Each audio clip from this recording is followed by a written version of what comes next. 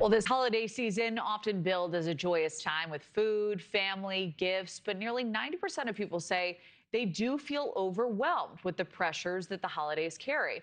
According to a new survey, 41% of adults say they have increased stress levels between November and January.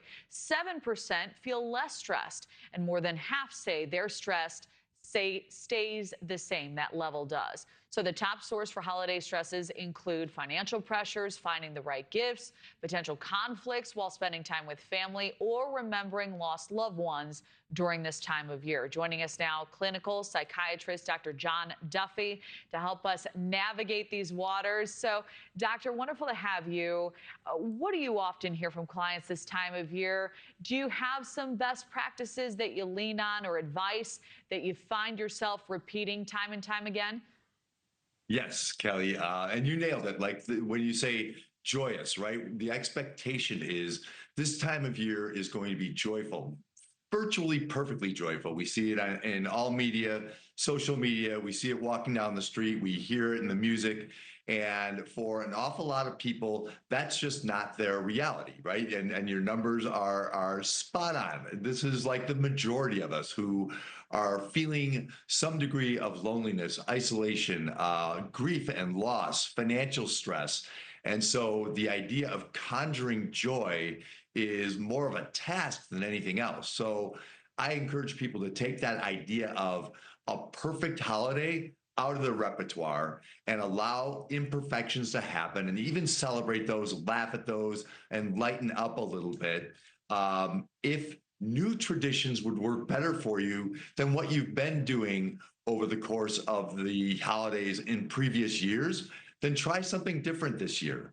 And don't fight the feelings of sadness, loneliness, grief, stress. Allow yourself to feel what you're feeling.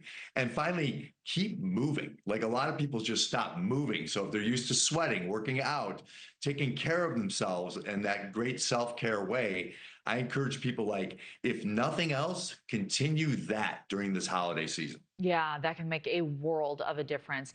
And sometimes it's a little bit sneaky. These holiday blues, they can take a toll on your health without you being fully aware of it. So what is important to look out for during this time? Yeah, so pay attention to what you're experiencing in your mind and your body. So you may be experiencing sadness where you're trying to conjure something like joy. You might be experiencing some degree of grief. You might be less motivated than you normally are. You might be more irritable. So some of the moderate signs of depression, not quite the full-blown depression, that would be seasonal affective disorder, which is far more severe than what we're talking about.